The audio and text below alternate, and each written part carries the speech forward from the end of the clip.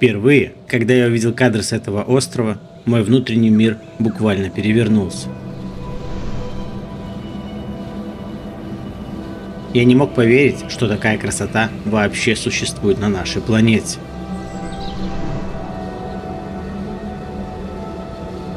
Горы, уходящие в океан. Туман, цепляющийся за вершины гор. И зеленые леса, словно из другого времени.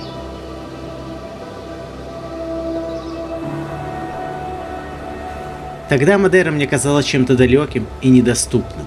Местом, которое существует где-то на карте и в красивых видео, но точно не в моей реальности.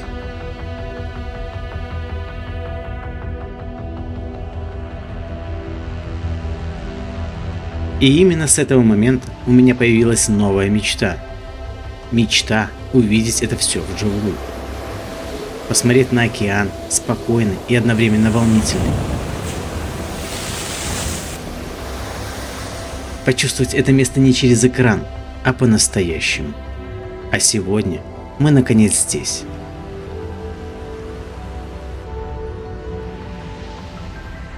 И именно в этом видео мы вместе отправимся исследовать остров. Посетим различные смотровые площадки и увидим Мадейру с высоты.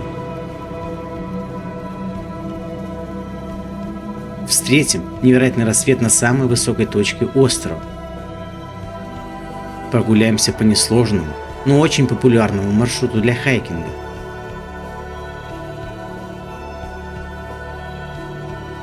Промокнем в лавровых лесах с удивительной экосистемой, которая почти нигде больше не встречается.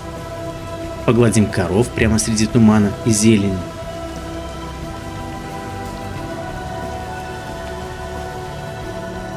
Познакомимся с местной кухней и попробуем национальные блюда. Так что устраивайтесь поудобнее и давайте проживем это путешествие вместе.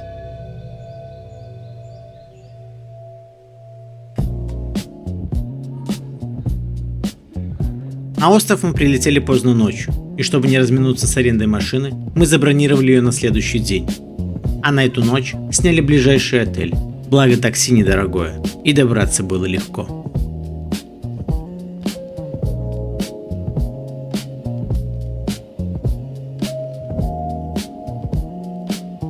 Утром мы проснулись, собрались и первым делом отправились к океану.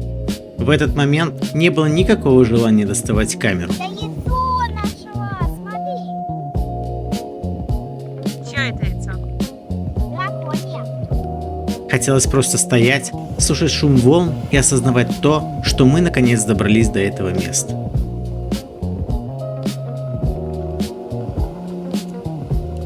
Отель находился возле аэропорта, и каждые 20 минут можно было наблюдать такую картину.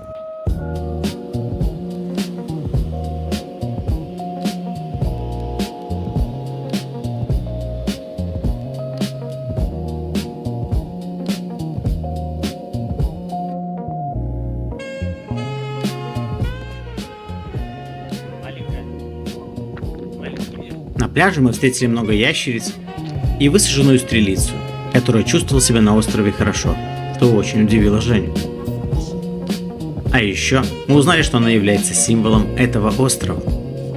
Чуть позже, проезжая под аэропортом, мы отправились в каршеринговую компанию Magic Islands, которую я искренне не рекомендую. Ведь чтобы взять машину, мне пришлось заплатить залог в 1500 евро, и вернуть его удалось только спустя более месяца, и после множества писем в компанию и страховую. А состояние нашей машины оставляло желать лучшего.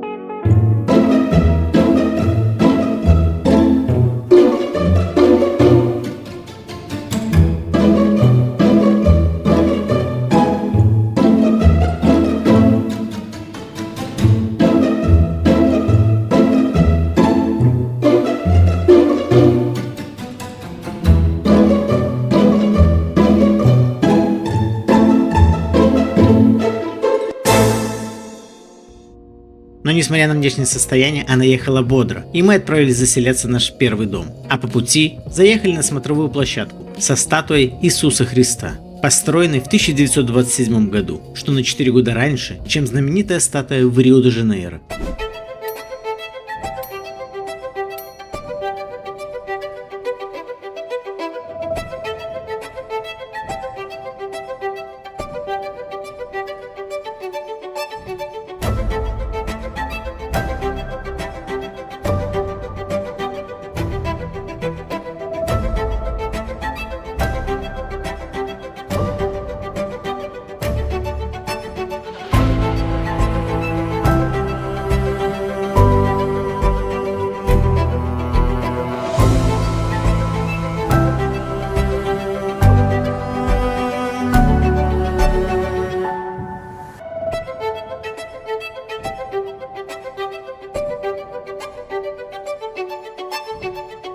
Какой же он прикольный кислотно-ядовитый красный цвет. Как на Марсе. В общем, мы заселились в домик, и я сейчас покажу. Это, конечно, прикольно что-то. Сразу вас встречает вот такая дверька. Там ворота для заезда машины. Наша машинка, вы уже ее видели. И вот, собственно, наш дом. Входим внутрь. На первом этаже у нас есть большая гостиная с телевизором. Кухня, стол, там выход на улицу. Первая спальня. Первая спальня, и при спальне сразу туалет и ванна. Идем дальше. На первом этаже у нас тут все. Пойдемте на второй этаж. Что? Привет. Привет. Я с чашками. Давай. Второй этаж. Туалет, ванна. Закрытая дверь. Спальня 2. Из спальни 2 тоже есть туалет, ванна. Не ванна, душевая. Тут у нас выход на маленький балкончик. Идем дальше. Тут у нас спальня номер 3. С большой двуспальной кроватью. И тоже есть выход на маленький балкончик, с которого открывается вид на плантацию бананов и классные горы. Идем дальше. На втором этаже у нас все. И идем на третий этаж. Мы забрались на третий этаж, чтобы покушать. Тут у нас диван, сервант, большое зеркало, наш обеденный стол. И еще раз туалет, ванна. И большой балкон, так сказать, терраса с видом на те же банановые плантации, горы и на красивое океан.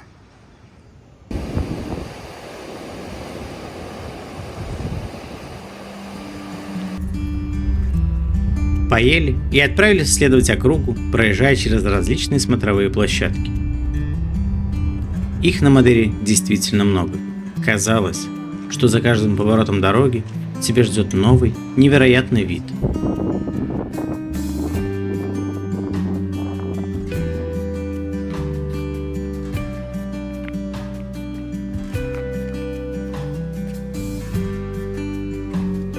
И еще одна вещь, которая сразу бросается в глаза.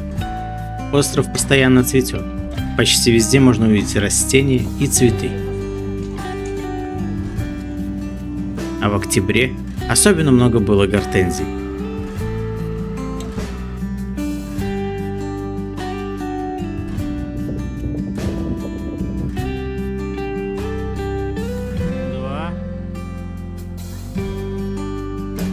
На многих смотровых площадках нет никаких ограждений, но зато виды там просто сумасшедшие. И на одной из таких мы решили провести этот вечер, наслаждаясь закатом. До того, как солнце начало уходить за горизонт, я захотел снять это место с высоты птичьего полета, но мой дрон, видимо, решил взять выходной и ушел на больничный. В итоге отдыхал этот вечер не только я. Солнце медленно пряталось за облаками, но атмосфера оставалась теплой и спокойной. Они пытаются тут же рассветлеть. Наверху. Вон там, видите? Пытаются разбить тучи.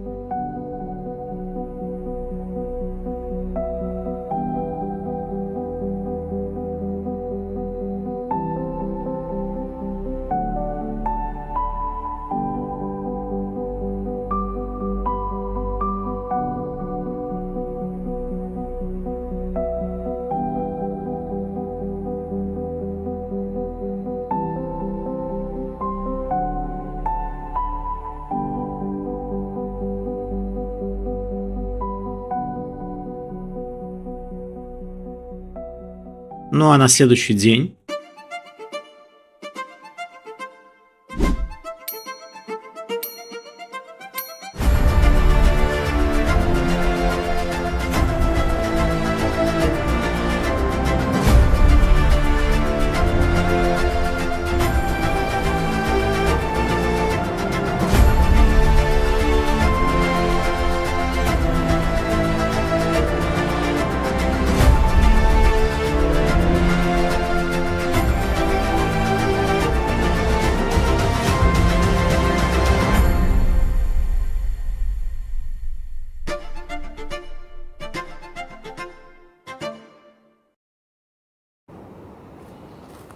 На что смотришь, зайка? На облака и на дома, и на волны. Красиво. Смотровая площадка возле вот этого ресторана, ну, на самом деле, очень хорошая. Ну и кафе. Кафе тут мы зашли, купили себе кофе, заказали. Кофе стоит 1,5 евро. И при кафе есть очень хорошее место, где можно пить кофе.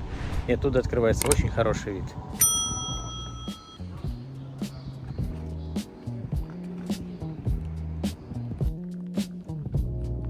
На кого мы подготовили к такому походу, это Алиса.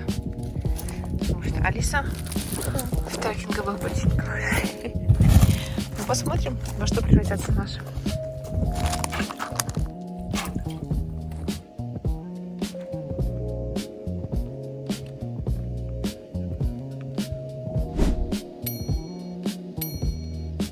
Мы приехали к водопаду Гарганта Фунта. Вот, собственно, водопад.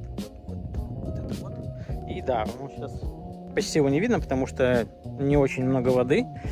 Но и без этого он, ну, прям впечатляет, потому что огромный отвес стены, по которому стекает медленно водичка. Мы приехали сюда, был туман, но и от этого вид тоже прям, ну, не ухудшался. Было прям очень-очень классно. И вообще, в целом, это очень интересное место, потому что здесь очень много смотровых мест, смотровых площадочек, от которых открывается, ну, прям великолепный обзор на океан и на прекрасные скалы. Прям топчик. Хорошее место.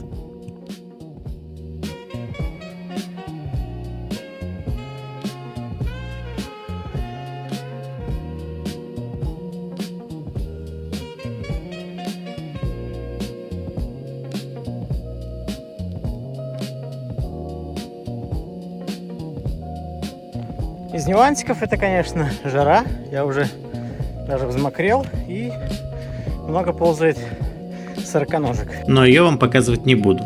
Вдруг вы как раз сейчас кушаете. Лучше в конце этого видео я соберу всех самых интересных жителей острова, которых мы встретили за время нашей поездки.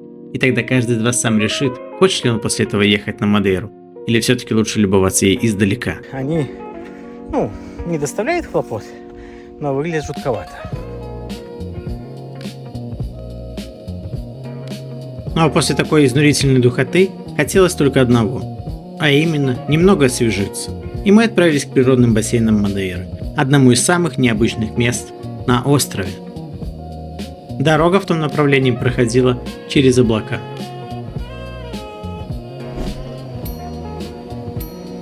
Мы проезжали мимо, заехали в деревушечку Санта-Мария-Мадалена. Здесь есть храм. И когда заходишь внутрь, сразу понимаешь, что чуть-чуть совсем другая культура. Сразу в глаза бросается деревянный мозаичный паркет.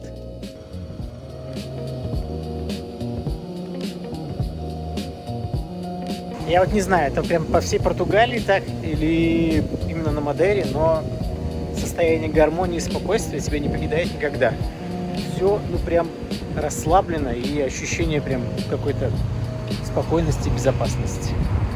А еще в этой деревне есть шашлычная, и я прям не удержался. 20 евро стоит большой шампур. Попробуем мясо.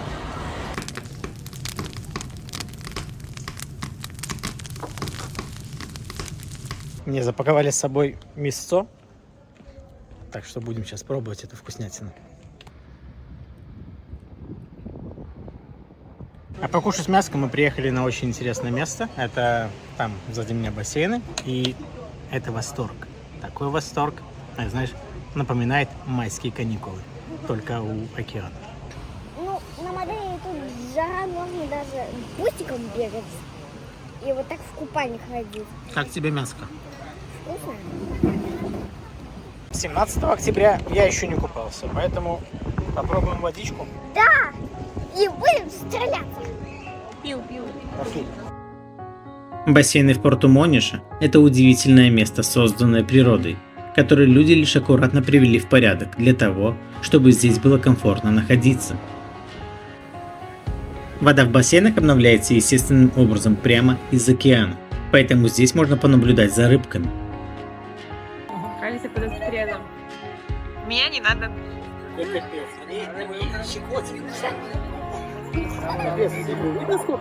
Да.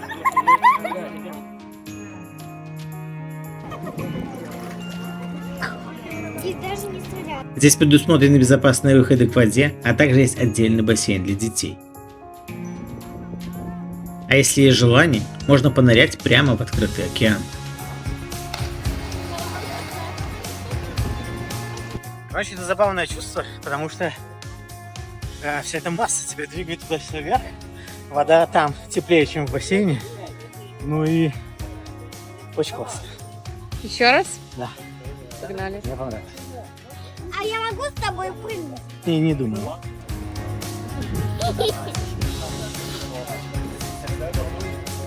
Отдельное удовольствие – это крабы.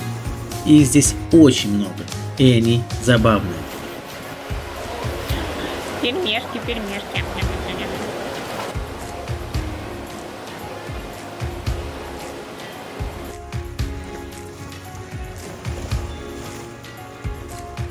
Хорошее место, и за 3 евро прям бесплатно.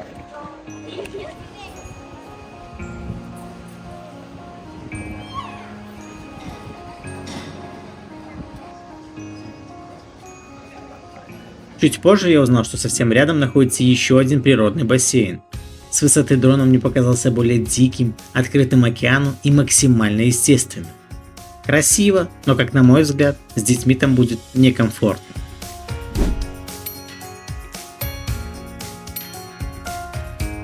Сами бассейны находятся в Порту-Монише, это небольшой прибрежный город на северо-западе Мадейры.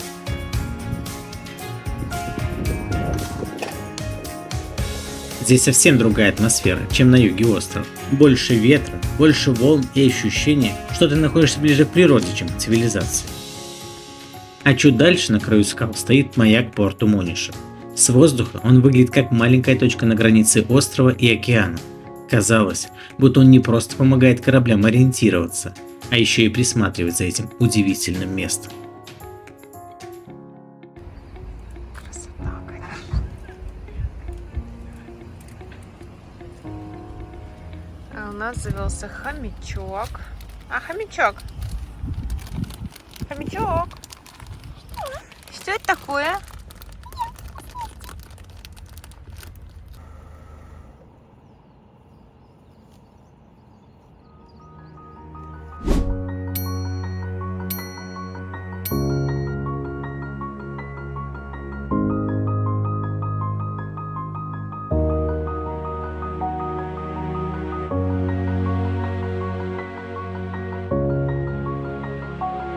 Ну а вечер по традиции мы решили провести в живописном месте, встречая огненный закат.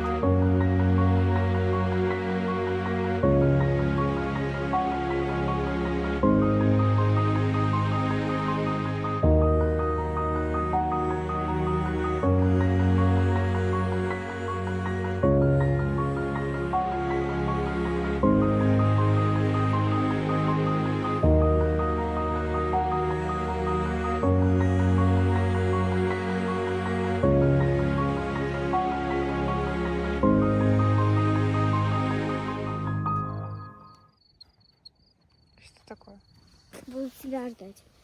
Будешь меня ждать? Ну, пойдем. Я молчу.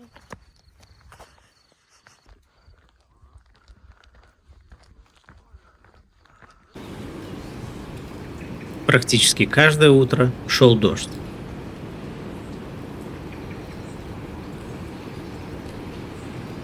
Но несмотря на пасмурное небо, мы отправились в немаловажное место на Мадейре. Каждый раз, когда мы передвигались в такую погоду, казалось, будто мы движемся не туда. И как ни подбирай слова, им не передать ту атмосферу. Ее способна выразить только мелодия.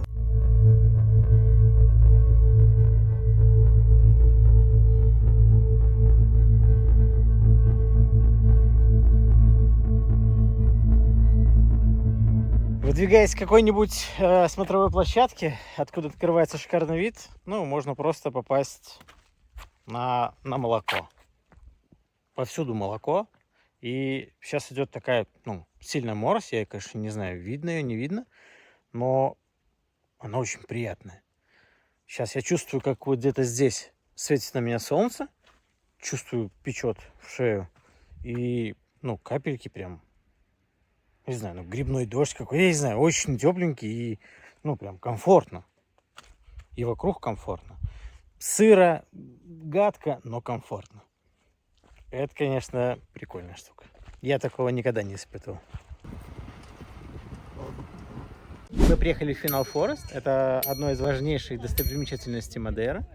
Здесь находится сзади меня старинный лавровый лес. Мы приехали как раз-таки в такую погоду, которую мы и хотели. Когда и солнечно вроде бы, и мрачно-туманно.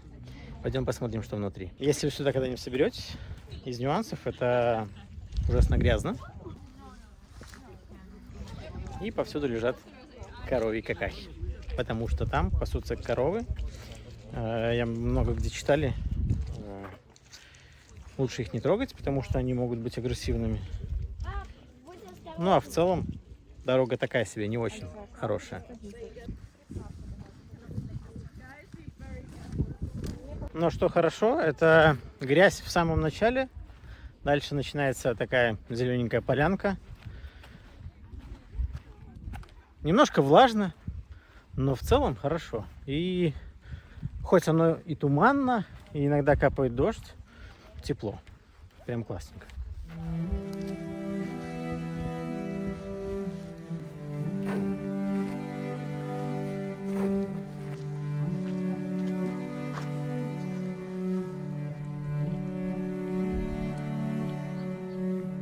Внезапно приятная погода превратилась в дождь. Такой конкретненький. Ну и стало прям вообще сыровато. Но тепленько на самом деле.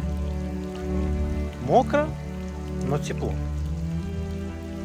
Люблю такой дождь, мне нравится.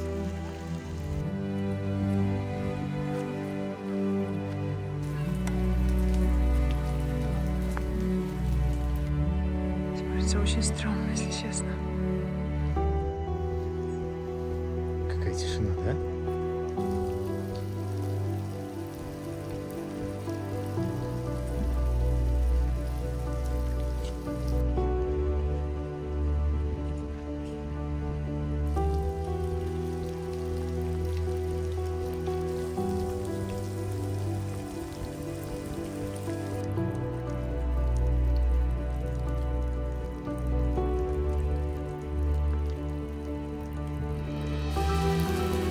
Не виси, она может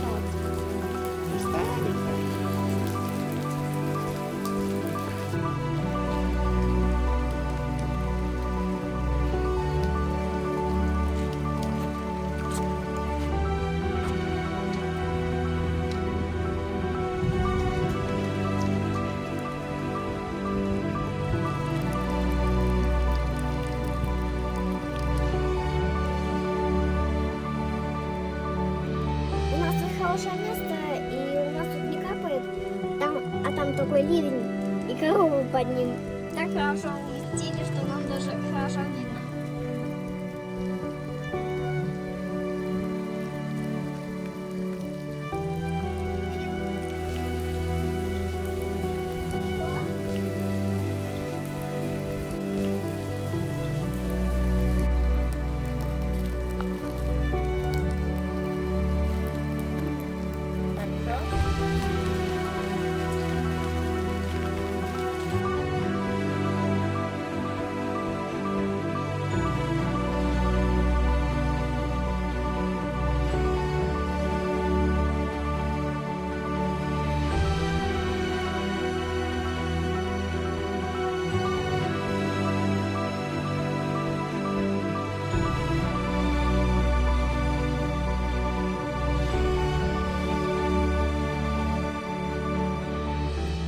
Короче, ну прям душ. Такой душ. То солнышко светит, то берите с собой мыло. И у папы кроссовки такие, Какие? ну, испачканные, как и у меня. Ботинки. А ты еще бегал, и у тебя сейчас спина грязная. Ага. Это прям какая-то идиллия. Вот этот теленок, он, походу, родился совсем недавно. Ибо он весь такой, еще немного потрепанный. Что забавно, прям тут в парке есть место, где можно погрилить. Тут есть какие-то дрова. Место, где можно подлить костер. А если у вас есть газовая горелка, тут есть баллоны с газом. Не знаю, кто-то оставил, но они стоят. И тут грилишь. И тут можно вот сесть и кушать. Правда, сейчас некомфортно будет сидеть, потому что льет. Но в целом, с таким видом, можно мяско и поделать. И запоминайте, где вы ходите, потому что если внезапно нахлынет большой туман, то велика вероятность, что вы потеряетесь.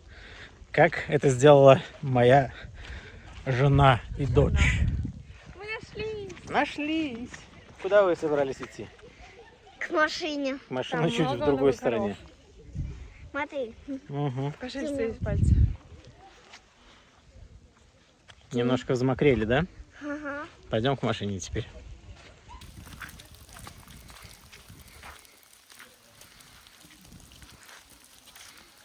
Ну и в заключение.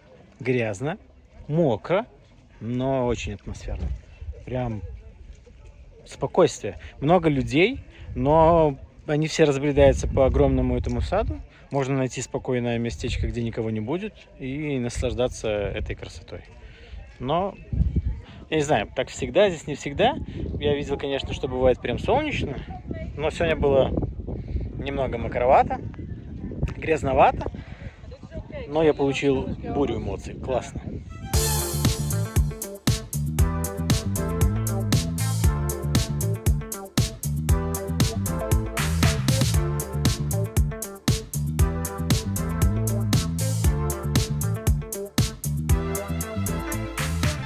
Меня очень удивляет, как люди живут в таком тумане, что даже плохо видно. Как-то живут. Да, где-то там не умеют. После сырости хочется немножко согреться. Женя греется банановым ликером, а я каким-то 3-летним ромом.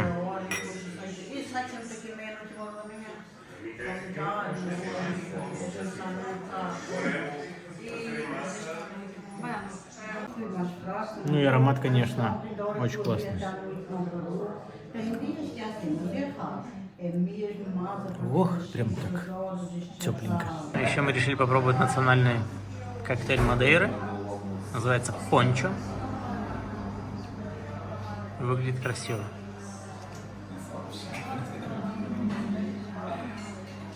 Там ром.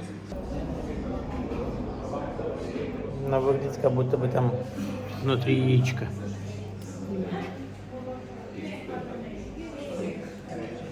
Прикольная штука.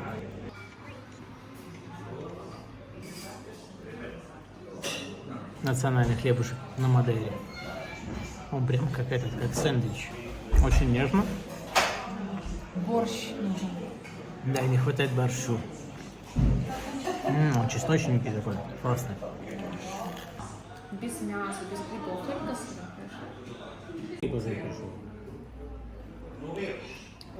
Ну как? Ну, соли так сильно, пересолены. На что похоже? Ни на что. Ну, картошка, конечно, вкуснее, да? Ага.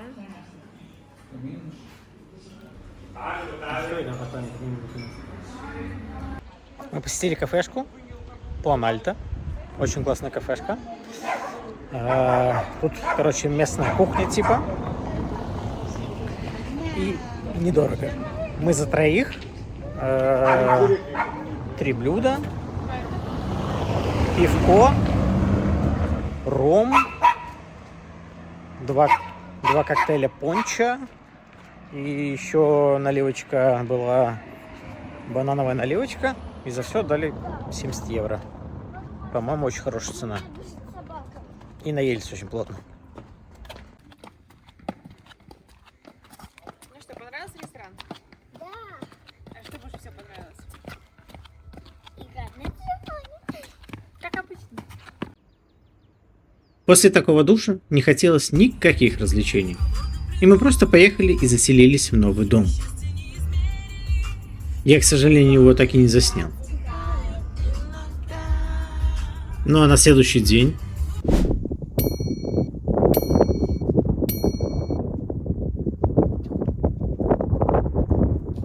Мы приехали в Кайсто Сардино, и это такой пешеходный маршрут протяженностью 3 километра. Один из самых легких маршрутов на Мадейра. Мы вообще на самом деле никуда не собирались, ни в какие типа хайкинги. Но Женя что-то решила. Но не собирались, потому что мы с Алисой. И каждый хайкинг для нее это прям какая-то каторга. Что такое для нее вот эти красоты? Ну ничего.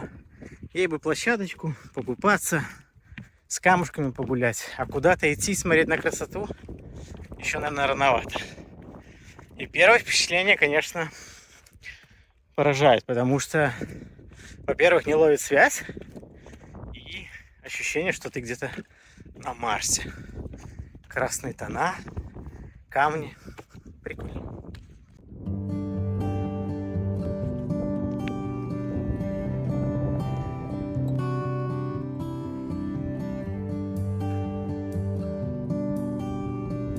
Ну что, маленький кусочек уже позади. Как впечатление? Ну, нормально. Путь хороший? Дорога хорошая? Не очень. Не очень? Пока у меня такие.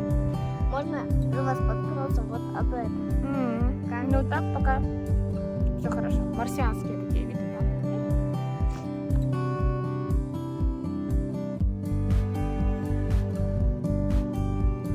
Вот это меня всегда прикалывало. Люди в здравом уме, в трезвом рассудке просто такие: пойдем погуляем по горам. И вот они, короче, уходят вот туда вниз и идут, и вон туда. Зачем? Можно же просто дома посидеть и отдохнуть. Но нет. В этом есть какой-то кайф, честно. Не знаю, как объяснить, но что-то в этом есть.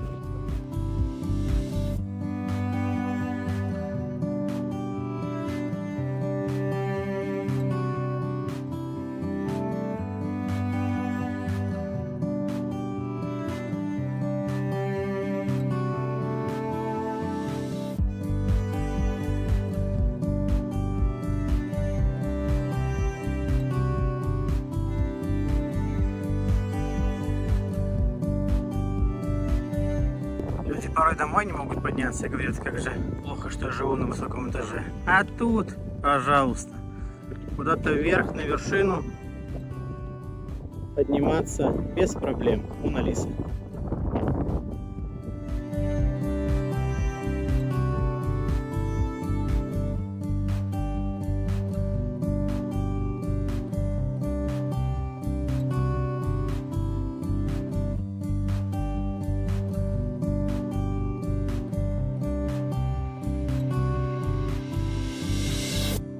Забавно, но на этой скале видно прям как лавовые потеки, как она стекала вниз. Вон туда. Знаете, о чем подумал? Что лучшее место, где можно встретить очень много потных людей, это не баня, а именно какой-нибудь хайкинг.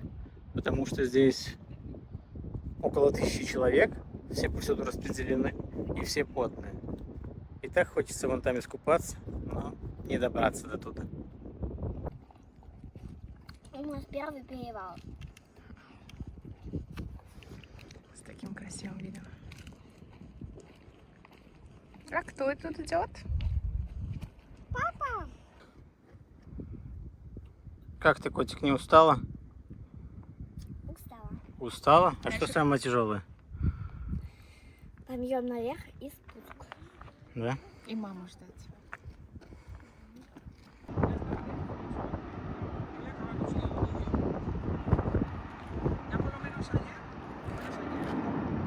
Что там?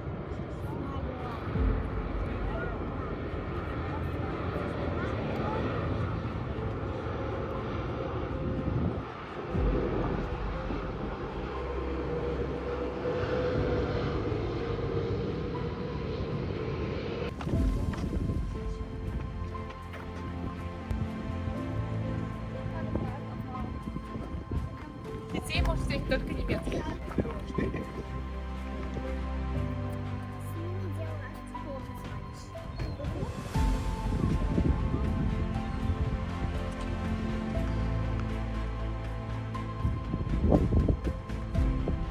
Такое ощущение, что все идут в такой далекий хайкинг, лишь бы только для того, чтобы посмотреть, как выглядит все с другой стороны.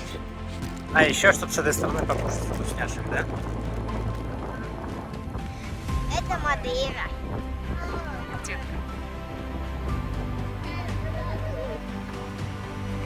Ну а дальше нас ждала самая впечатляющая часть этого маршрута.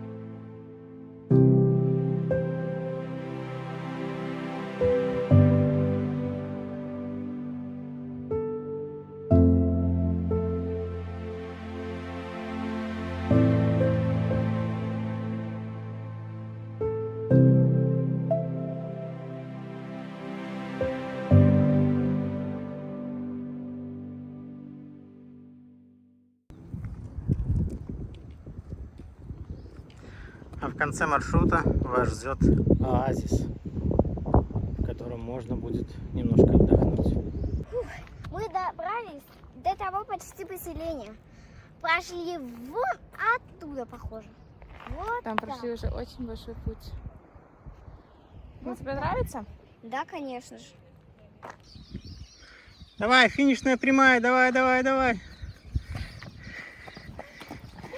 А в конце вас ждет маленький магазинчик в оазисе. Ну и здесь можно купить прохладительные напитки или что-то покушать. А еще здесь можно оформить для себя тур. Прямо отсюда вас отправят куда-нибудь по океану поплавать. Пойдем. Ой, спасибо. Ну и в завершении маршрута, как награда, можно И выпить. и выпить, да. А еще какой прикол, я не знаю, насколько это все точно не точно, сейчас мы это проверим.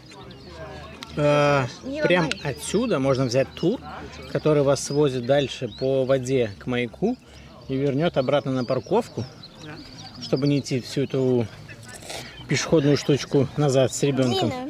Длинная. Да, длинную. И на семью стоит 60 евро. Я думаю, он того стоит. Я тоже думаю, что это того стоит, и я думаю, что мы это попробуем. А сейчас мы будем остывать. Да, и выпьем зато, чтобы больше сил было дойти до катера.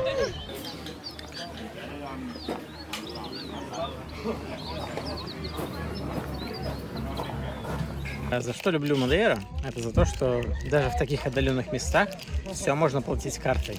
Что в баре, что мы вот сейчас берем тур, который нас свозит на лодочке к маяку и потом обратно на парковку. И все можно платить карточкой. Германия, почему ты так отстаешь в этом плане?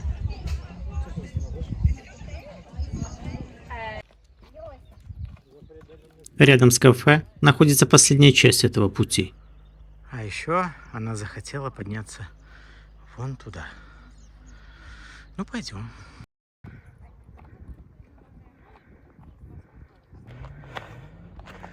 Ой. Каждый раз в такие моменты вспоминаю видео Зубарева. Как же я с ним согласен. А еще подниматься высоковато. Пупсик, ты забралась на такую высоту? Да. Но у меня вот здесь царапина появилась. А почему? Я надеюсь, не сломала никакую косточку по пальцу. Потому что кто-то не слышит меня. Да, из-за этого неслышно мне появилась эта царапина. Наверху можно лицезреть весь проделанный маршрут, покормить чаек и увидеть окраину этого острова. Как ты сказала, что ты со своими детьми? Сюда никогда не выйду. Лучшее ощущение сегодняшнего дня. Пошел такой легкий бриз. И это просто офигенно. Короче, что нужно учитывать, это то, что внезапно погода может, ну, прям колоссально измениться. Да. Уже начинает идти дождь. А потом вдруг сразу солнце поднимается на небо. Но пока здесь этого не видно. И беда в том, что здесь полностью весь Песок. подъем состоит из какой-то глины. И если подняться вверх и пойдет дождь, то вниз потом придется ехать просто На по ску- попе. На чем? На попе. Как на санках, да? Да. Да, вот так Короче, можно это тоже пройти. надо держать в Еще голове. раз. Но нам повезло, мы успеваем спуститься, пока не начался дождь. Сильный. Но там прям уже тучи сгущаются.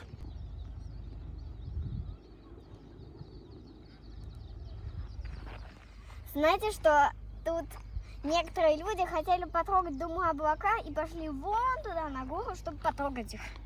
Короче, спасибо, Мадейра, за теплые дожди. Ну, это реально прям тепленько. Но люди поднимаются еще наверх. Да, сейчас пропал мой свет, неважно. А там реально гололед их ждет. Они прям идут, не знаю, бессмертные, наверное. Может, они бессмертные, хотят... Чего вдруг? Так лупило солнце. А, видишь, парило. Был дождик. Смотрите, а там женщина прям даже с ребенком поднимается куда-то выше. Капец вообще, что такое?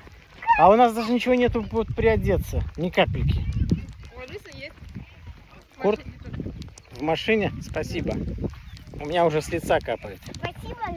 Итак, видео для тех, таких как Женя, которые не могут понять, как доставляется еда вот в этот ресторанчик, который там.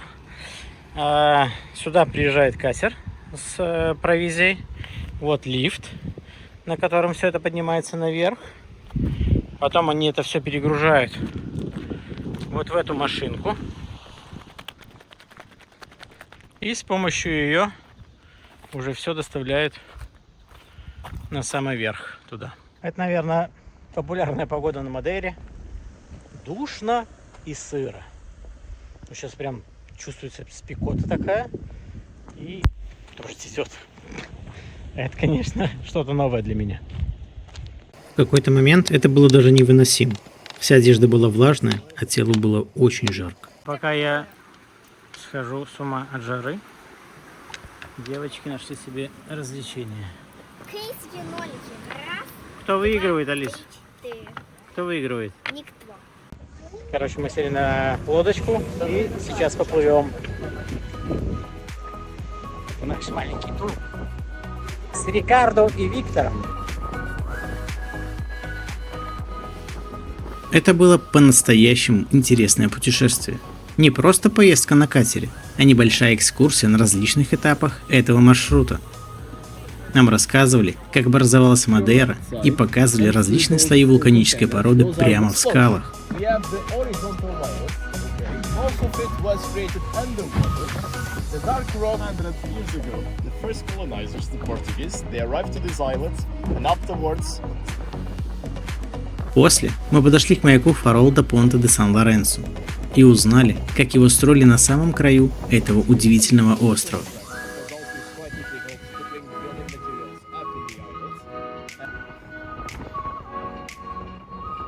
Плюсом, как минимум для меня, было то, что после изнурительной жары я отлично так проветрился. Короче, это очень сложно. Держать телефон ровно.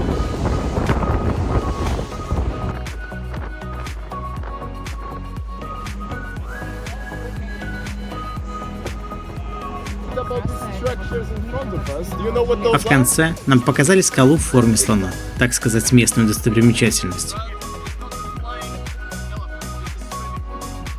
И композицию, созданную природой, которую полюбили местные рыбаки. Ну что, Бубочка, первое впечатление после такой поездки? Круто. Я скажу, было круто. Это того стоит абсолютно. А ты что скажешь? Я вся в дрыжиках. Ну а вообще понравилось тебе? Ну, не очень. Да вообще полный восторг. Оно того стоит прям с головой. Весь маршрут был минут 40. И было прям интересно. Оно реально того стоит. В женском тарифе еще включена укладка. Не забывайте, если вам очень надо. После дождя и после выпрямления волос, потом дождь.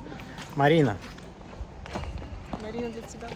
этот магазин построен в честь тебя. Один нюанс этой водной прогулки в том, что вас завозят чуть-чуть назад. И если вы становитесь возле самого начала маршрута, как это сделал я, то надо идти до парковки пешочком полчаса. Ну, конечно, лучше, чем обратно возвращаться по горам. Заканчиваем видео там, где мы начинали. Малышок, еще один кружочек. Ни за что. Отпразднуем мороженкой. Пиу. После пешей прогулки мы отправились в рыбацкий город Канисал, где встретили людей, которые пели народные песни.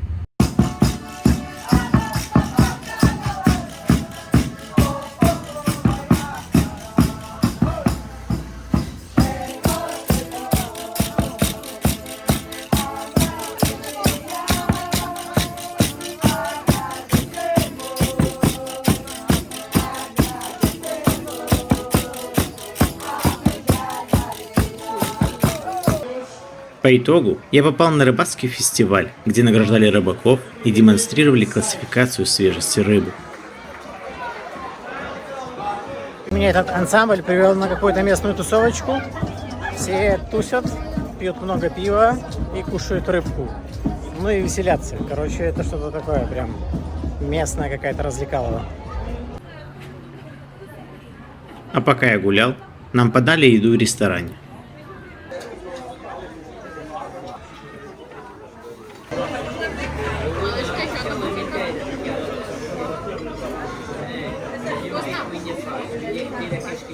Что делает хайкинг человек?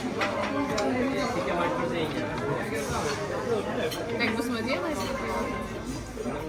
Аппетит у нее был ненасытный, даже капустку ела. Вечером мы попробовали удивительный фрукт. Кто-нибудь знает, что это такое? Я тоже не знал. Это банан-ананас. Так, тут такие соты.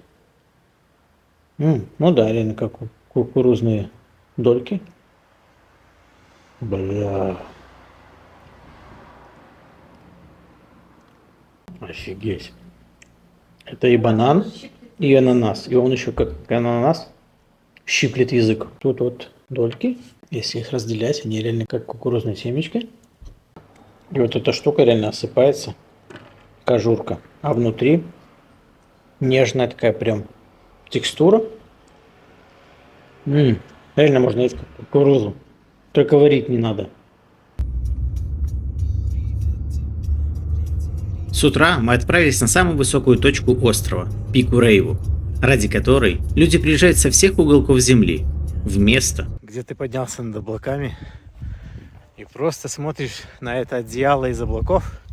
Мы идем чуть-чуть повыше, чтобы уже встретить первые лучи, которые достигнут Мадейры.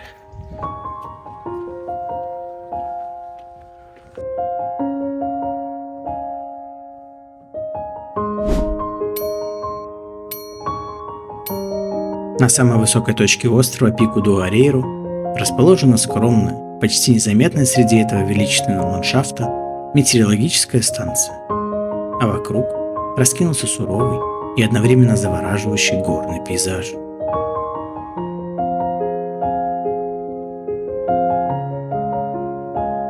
На рассвете это место особенно впечатляет. Солнце медленно поднимается над горизонтом, и первые лучи окрашивают скалы в теплые, золотистые оттенки. Облака остаются внизу, и складывается ощущение, будто стоишь на острове посреди небесного океана.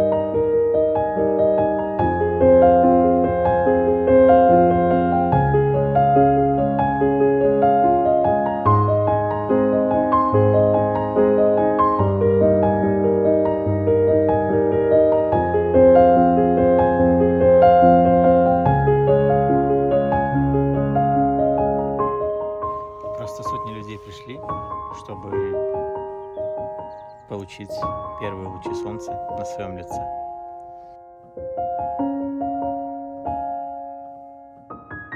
В такие моменты особенно остро ощущается душевное спокойствие, внутренняя тишина и полное расслабление.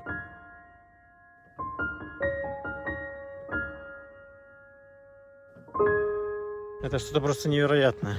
Там вон вдали видно облака, прям как горы выступают. Складывается впечатление, что это горы, но это облака. Возле метеорологической станции начинается самый известный и невероятно красивый путь для хайкинга, ведущий к пику Руйву. Короче, чтобы там погулять, нужно еще и заплатить. Я, правда, не знаю сколько, но все оплачивают. И вот очередь на ожидание, чтобы пойти попотеть. Ну да, там есть где попотеть. Красиво все-таки.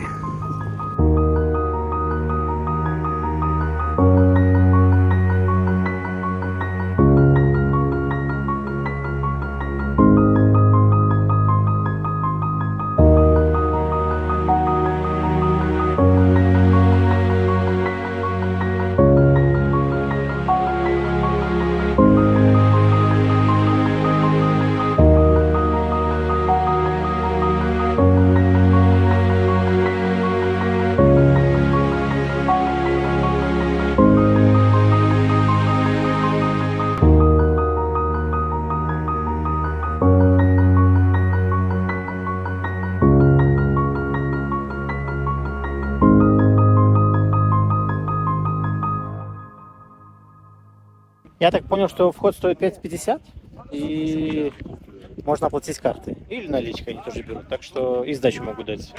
Так что... Опа, кто-то пошел мимо. И они прям ругаются.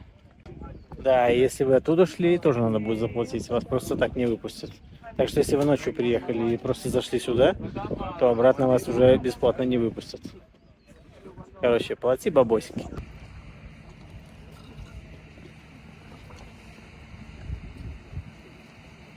Если вы когда-нибудь здесь будете, то здесь есть вот эта парковка, но я думаю, что она будет сразу занята, потому что сюда приезжают энтузиасты, а основная парковка вон там, и за 1,5 часа я заплатил 2,75.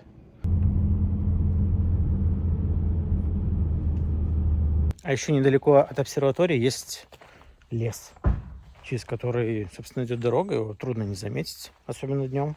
Ночью было не видно, и, ну, прям он очень красивый. И тишина. И температура 18 градусов, но я чувствую себя просто офигенно. Прям классно. А еще тут стоит огромная ель. Ну, наверное, которой уже очень-очень много лет. А еще тут растут сыроежки. И тут я увидел польский гриб. Боже мой. Прикол. Даже на Фуншале есть польские грибы. В общем, походу здесь прям вековые ели растут. Они прям огромные. Алиса, стань, пожалуйста, возле дерева. Для сравнения, возле того. Насколько ты маленькая с ним. Рядышком. Сможешь его обнять? Ну и как же в таком красивом лесу и без мухоморов.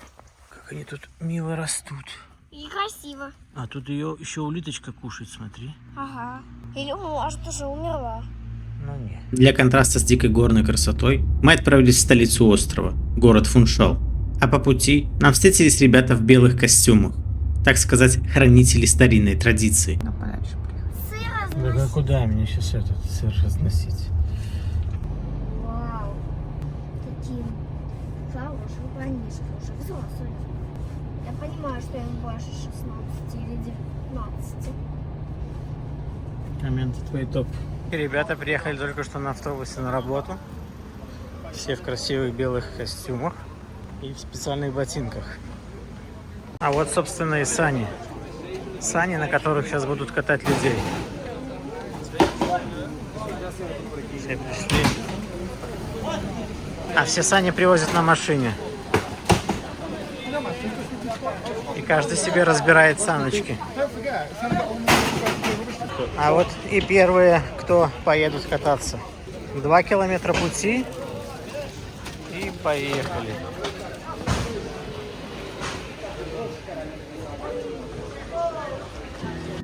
Но это не просто транспорт, а живая история, берущая начало в 19 веке. Когда такой спуск был самым быстрым способом добраться с горы в центр Фуншал. Им пользовались состоятельные жители Манте, чтобы быстрее преодолеть крутые улицы. Со временем сани стали настолько популярны, что даже какое-то время использовались в качестве такси. А позже этот способ передвижения превратился в традиционное развлечение, которое сохранилось на острове Мадейра до наших дней. А вот, собственно, и прайс. Ну, недешево, как по мне, для санок. Один нюанс этого мероприятия в том, что здесь очень огромная очередь. Я сейчас запишу маленький таймлапс и посмотрите, насколько тут много людей.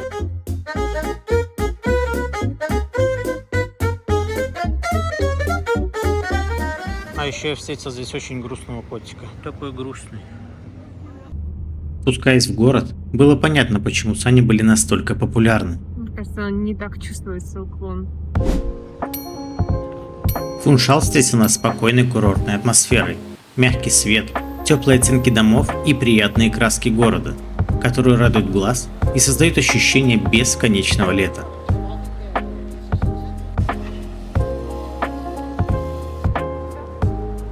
И эта расслабленность чувствуется буквально во всем. Во время прогулки я случайно наткнулся на небольшую встречу. Вокруг стояли фотографы, а среди них был Хосе Педро Коррея де Агиар Бранко, президент Португальской ассамблеи республики, парламента, с марта 2024 года, то есть занимает один из высших государственных постов в стране. И хотя я явно не выглядел как приглашенный фотограф, никто меня не прогнал. Встреча закончилась, все спокойно разошлись, а меня еще долго не покидала мысль, насколько здесь все просто и по-настоящему спокойно. Еще в Фуншале мы заметили под ногами тысячи часов кропотливой работы. Удивительные узоры, выложенные из мелкой брусчатки. Эти мозаики не просто украшают улицы, они придают городу характер и особый шарм, напоминая, что красота здесь в деталях. А затем мы отправились на рынок Меркадо душ Лаврадориш. Место, где все пестрит краской. Экзотические фрукты, сочные овощи и ароматные специи создают настоящий калейдоскоп вкусов и запахов. Здесь еще и разделывают рыбу. Там тунец. И запах прикольный. Не противный. Чувствуется, что здесь чисто, но пахнет рыбкой.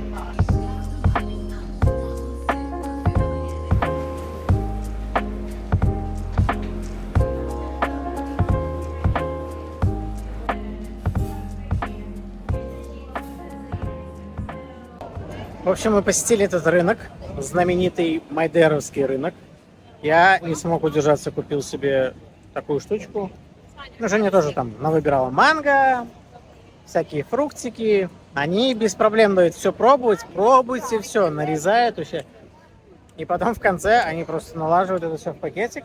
Пакетик, подержи, пожалуйста, эту штучку. Тут есть 2 килограмма, я согласна. А, понятно. Пакетик небольшой. Тут 3 манго, 1 фруктик какой-то, и все это мы отдали 60 евро. Там Что просто вот купили питание. Вот, причем она у нас разная. И такая свекольная, и такая. Подушка.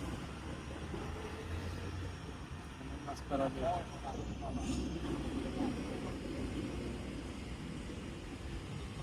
Свекла. Реально прям свекла. Мне тоже. Это не просто свекла. Это свекла за 7 евро. За 5,70. Ну, вкусно. Ну, свекла. Утомившись от напора цивилизации, мы отправились в более тихую и умиротворенную часть острова, чтобы заселиться в наш новый дом. Вот наше следующее жилье. Единственный нюанс — это парковка. Нам сказали, наше парковочное место вот тут. Но я, естественно, не знаю, если я припаркуюсь прямо к самой стене, даже, кто тут сможет проехать? Очень сложно, но не суть. В общем, это наш дом. Пойдемте внутрь. Так, тут прихожая. Разовьемся. Сразу туалет для тех, кто сразу в туалет хочет. Тут у нас совмещенная кухня-зал. Кухня, стиралка, холодильник, посудомойка, что очень здорово, мне нравится. И диван с прекрасным видом. Да. Океан. И на горы. И на... Ну и на кладбище, конечно, да. А внизу можно лежать, загорать, грилить. Ну да ладно, пойдемте выше сходим. Тут у нас еще один балкон, где можно сидеть, пить кофеечек. Тут еще туалет, ванна. Здесь спаленка, двухспальная и двухъярусная кровать. А здесь у нас спальня, с которой тоже открывается вид. И можно вот тут так вот, оп, лежать и любоваться. Или просто сидеть на диване.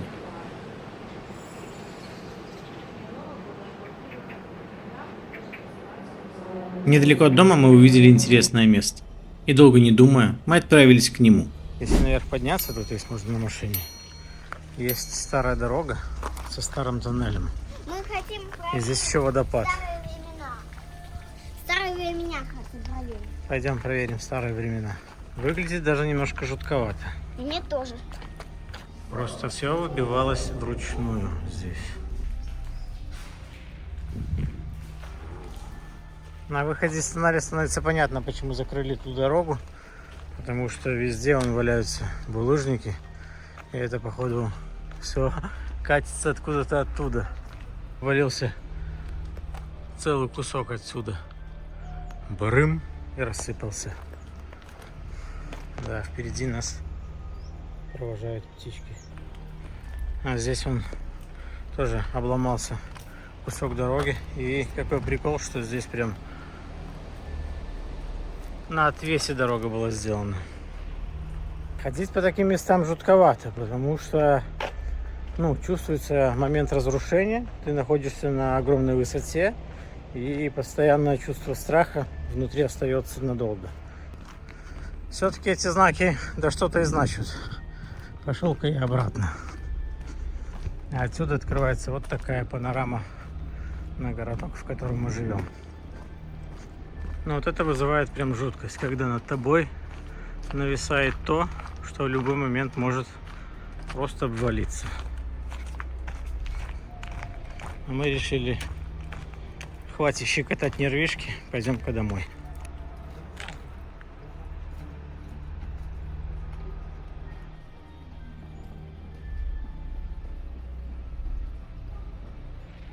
В этом райончике, кстати, очень много котиков. Так идет аккуратненько ко мне. Идет издалека. Идет такой маленький. Ой. Что это? Что-нибудь надо дать, да, скажи. Че позвал? Дай пожрать.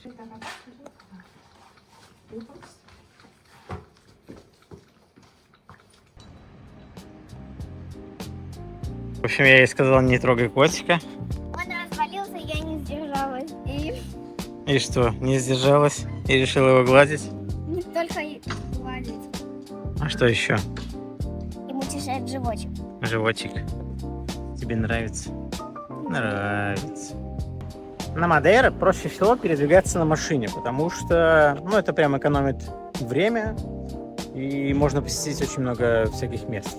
Ну, а если нету машины, ну, например, нет возможности ездить на машине, то всегда есть выход на Мадейре. Вот такие машинки. Это такие специальные туры, которые вас привезут во все самые популярные места. Просто плати денежку. Я, конечно, не знаю сколько, но они есть почти во всех местах. Они приезжают почти во все места, куда бы мы ни заезжали. Что это, Алиса? План. Твой план на сегодня? Домик.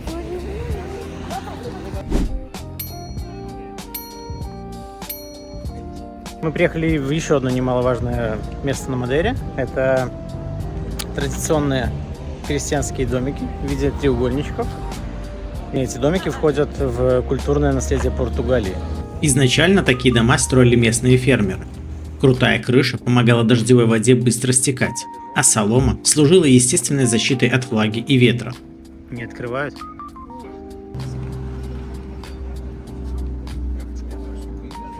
Внутри пространство было небольшим и простым, чаще всего 1-2 комнаты.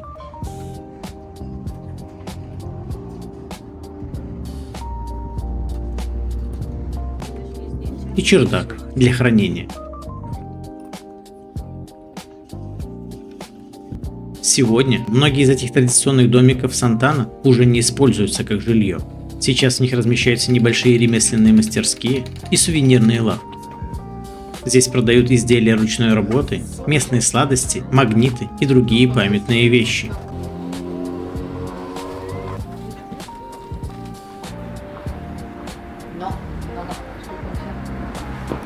Там, кажется, стоит приват, и туда нельзя ходить. Там красивый балкончик, и в таком домике до сих пор кто-то живет. Один из таких домиков можно даже забронировать на Booking. Внутри стильный ремонт со всеми удобствами. А от традиционного домика осталась в основном внешняя облицовка и узнаваемая треугольная форма. Но и цена за такую аутентичность довольно немаленькая. А тут еще один домик, в котором раньше, походу, кто-то жил.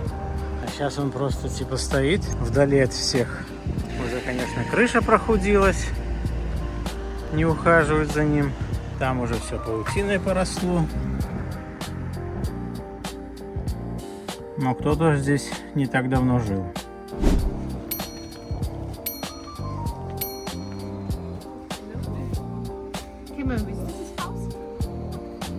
The house for the grandfather of my father. Okay.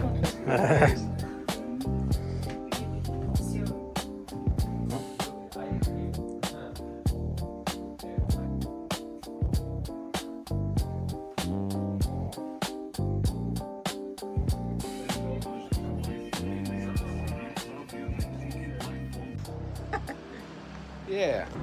Самый прикол, что самая ключевая точка находится внизу, и там стоят, как нам сказал местный житель этого домика, что там стоят не оригинальные домики, а просто как... короче, там стоит реплика.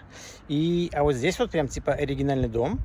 И какой прикол? Вы заходите, там сидит мужичок, он наливает сразу ром, встречает гостей, рассказывает про свою семью. Он рассказал, что этот дом, в этом доме живут типа уже, третье поколение. Больше 200 лет, короче, этому дому. Этому дому, да? Да, и, блин, очень, очень классная штука. Я это место покажу на карте, оставлю точку. И если вы хотите посетить такие домики, то лучше ехать сразу сюда. Единственный нюанс, что этот домик, не так просто найти. Мы сразу, когда прошли, я случайно просто его заметил.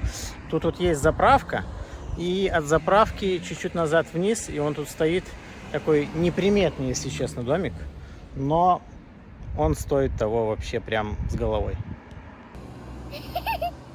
Все, аккуратненько ее складывай. Поставь. Нам повезло, и мы нашли растение монстера. Это банан-ананас, который я называл. Он растет вот так вот.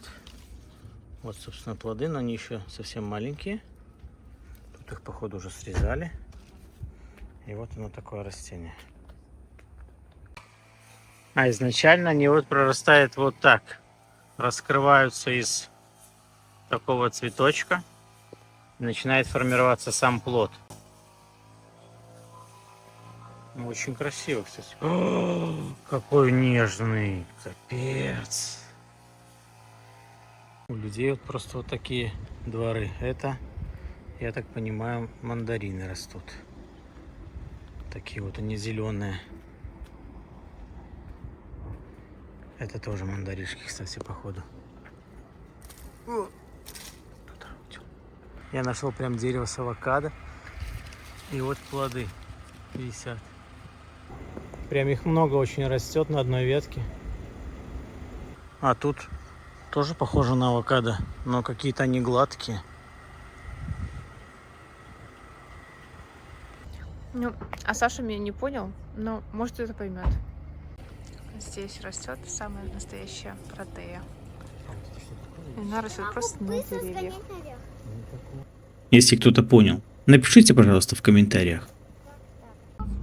В этот раз мы отказались от быстрой дороги через тоннели, которая могла бы нас доставить в нужные точки гораздо быстрее, и выбрали местные трассы. Не знаю, есть кто-нибудь. И неожиданно оказалось, что все это время мы словно пропускали самое ценное этого острова. За пределами скоростных дорог скрываются совсем другие масштабы, другие цвета и ощущения живой, нетронутой природы.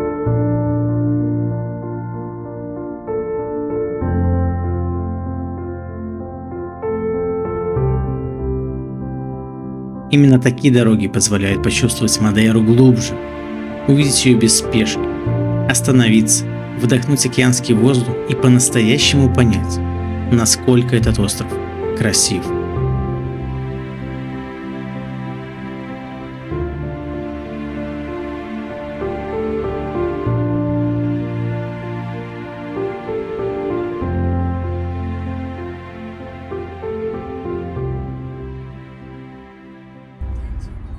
Что делаешь, Зайка? Ваза я. Вода ешь. Мы в ватном облаке.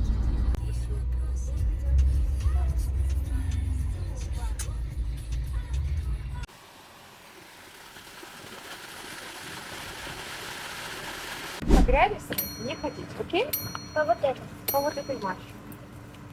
Мы решили еще посетить сегодня одну ливаду. Называется она PR11. И приехали сюда не чтобы хайкить, не чтобы там ходить, а именно это место популярно тем, что здесь можно встретить мадейровских канареек. И их можно покормить. Мы купили корм, но Женя его где-то забыла. Наверное, прямо на парковке. Но здесь продается тоже корм для птичек по евро. Надеюсь, мы хоть кого-то увидим. Чем еще это интересное место, это тем, что оно находится очень высоко в горах. И ты заходишь прямо в облако. Это прям, какой-то восторг. Я не знаю, насколько будет передавать камера. Но это классно. Добавлять немножечко мистики. Я чуть-чуть сошел с дороги, потому что здесь находится какой-то заброшенный бар. А с него открывается самый чудесный вид. Там, конечно, что-то видно, но так вообще прям молоко-молоко. Бар. Открытое окошко. Есть какие-то кресла. Солома. А у бара есть охранники. Пойду-ка я отсюда.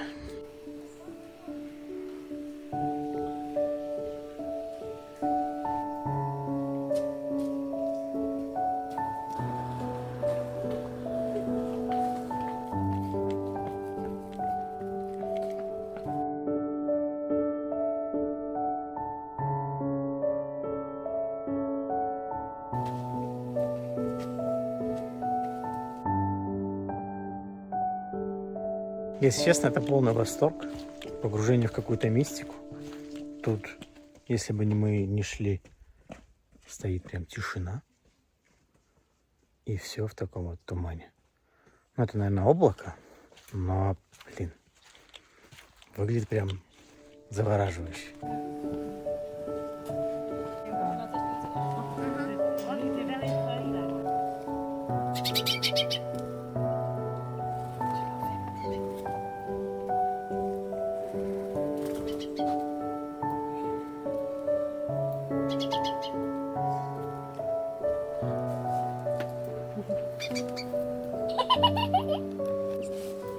Отсюда можете пофоткать.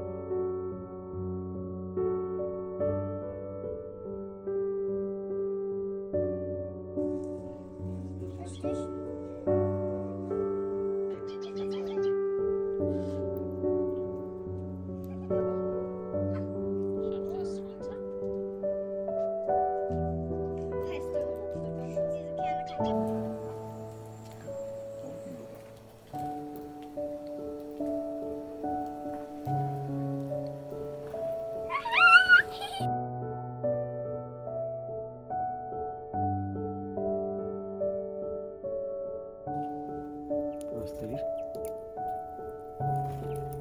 Можно с ним баловать. В общем, это какой-то восторг. Просто, я не знаю, терапия. Птичья терапия. Получаешь какое-то расслабление и прям удовольствие от того, что они у тебя сидят на руках и хрумкают. Это прям классно. Алиса идет, рассыпает по дорожке зернышки, чтобы типа не потерять дорогу. А эти зернышки поедает птичек. Просто тишина. И капельки капают. Красота.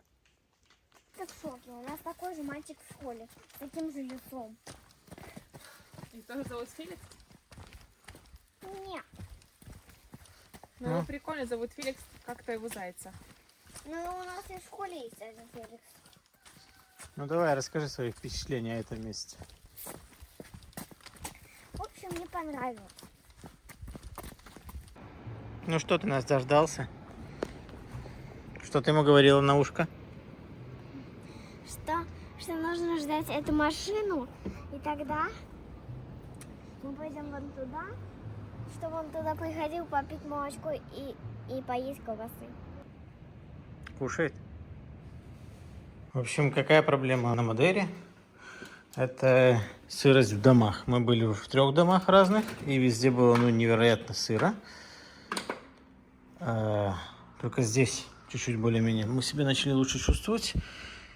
Мы когда уезжали сегодня в 11 и приехали в 8:30. Ну, мы приехали в 8. Он уже не работал. Это осушитель.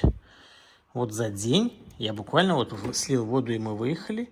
За день он вот столько вот воды. Ой, где это течет все. Полный бачок воды, короче, насобирал.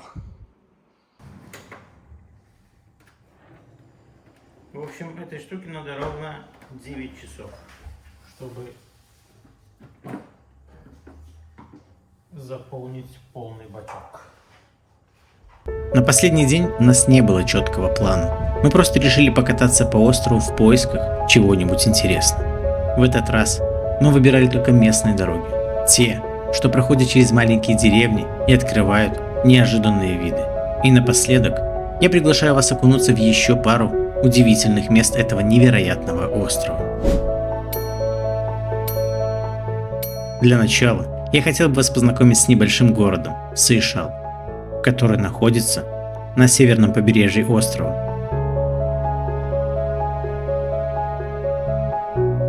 Это место будто спрятано между огромными зелеными скалами и Атлантическим океаном. Дома здесь стоят у самого подножья гор, а вокруг густая растительность и темные вулканические берега.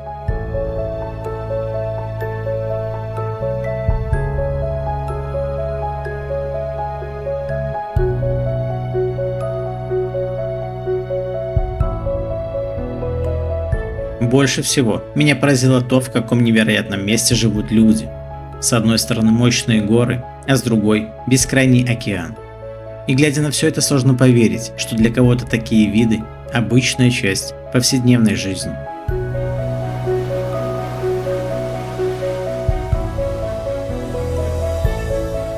А у самого подножия этого города находятся природные бассейны.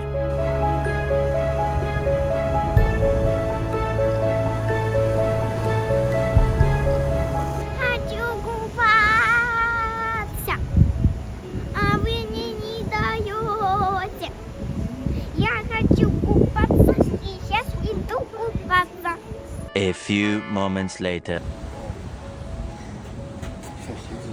Тепленький бассейн, Подайка? Ни за что. А следующим местом стал поселок Рибера-де-Джанелло. Место, где, кажется, поработал лучший художник и скульптор. Сама природа.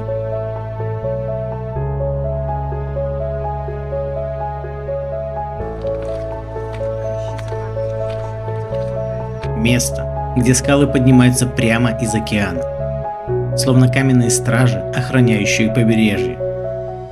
А вокруг только шум ветра, океана и ощущение настоящей силы природы.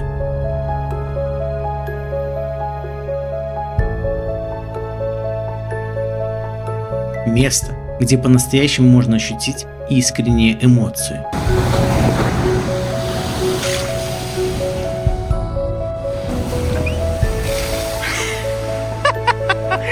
Выходи сюда.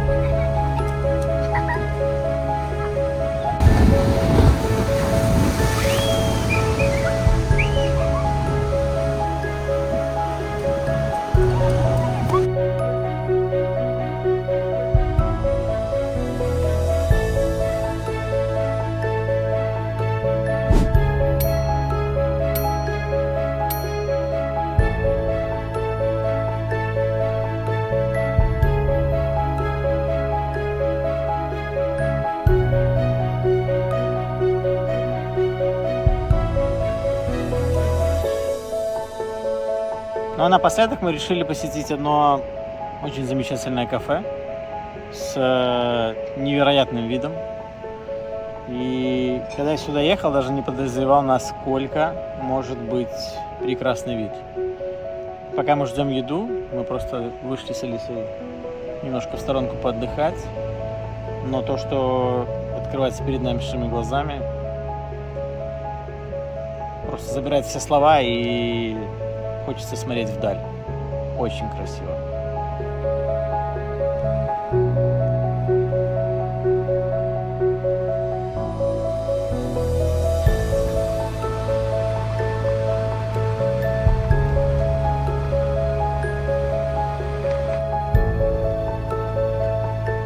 На Мадейра находится один из самых необычных аэропортов. После регистрации здесь можно подняться на смотровую площадку и наблюдать за посадкой и взлетом самолетов.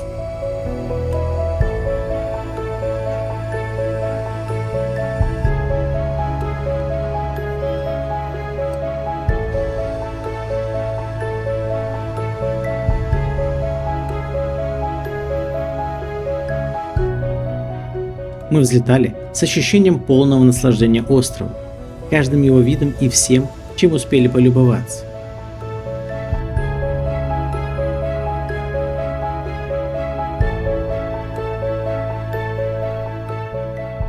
Смотря в иллюминатор, мы думали лишь о том, как же здесь хочется остаться, и одновременно понимали, мы обязательно вернемся.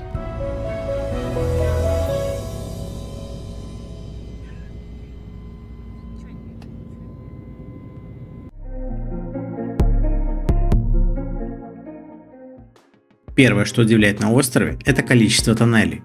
Их здесь более 150. Поэтому Мадейру иногда даже называют островом, похожим на сыр с дырками. Общая протяженность дорог составляет около 609 километров, и почти 80 из них проходят внутри тоннелей, в которых, кстати, можно совершать обгон.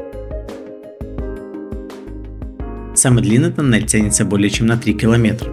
И порой, чтобы проехать всего около 40 километров пути, приходится пересечь более 30 тоннелей.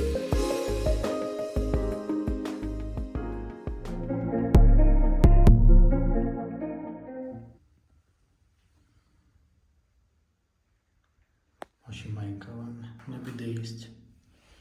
Туалет, ну и плитка. Красота. И пол проваливается. А еще на Мадейре очень много заброшек. Вот, например, как вот это вот. Это раньше был какой-то трехэтажный дом. Внизу был бар. Но из-за того, что из-за расположения, потому что здесь негде будет припарковаться, я думаю, это стало невыгодно, и они закрылись.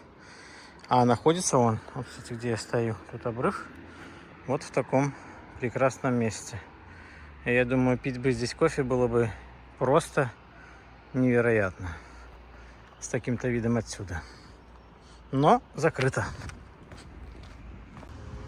И такие дома трудно не заметить. Они встречаются в деревнях, на склонах гор и даже рядом с дорогами.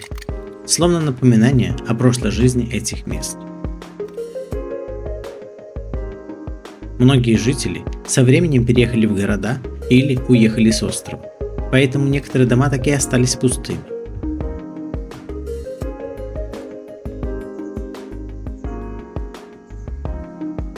Больше всего удивляет то, что многие из этих домов стоят в по-настоящему красивых местах.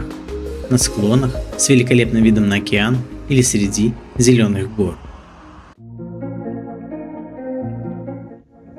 Из живности первыми, кого мы встретили на Мадейра, были ящерицы. Они буквально были повсюду. На камнях, стенах и тропинках. Иногда даже казалось, что именно они здесь настоящие хозяева острова. Также нам встретился паук-оса, довольно необычный на вид. Но больше всего брезгливости вызвали черные многоножки. У них твердое тело, и выглядят они, мягко говоря, жутковато. Из-за своих небольших размеров они могут проникнуть практически куда угодно. Однажды мы даже обнаружили такого соседа прямо у себя в кровати. Или вот такая домашняя многоножка. Она же обыкновенная мухоловка, мягко говоря, не самое милое создание. А после заката в игру вступают муравьи. Они обычно появляются целыми колониями. Кстати, порой можно встретить и тараканов. Тоже не самый приятный вид соседей. Он прямо сейчас на тебя заползет.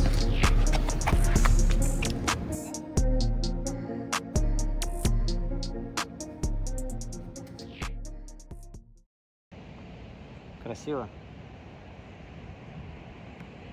Я это вырежу.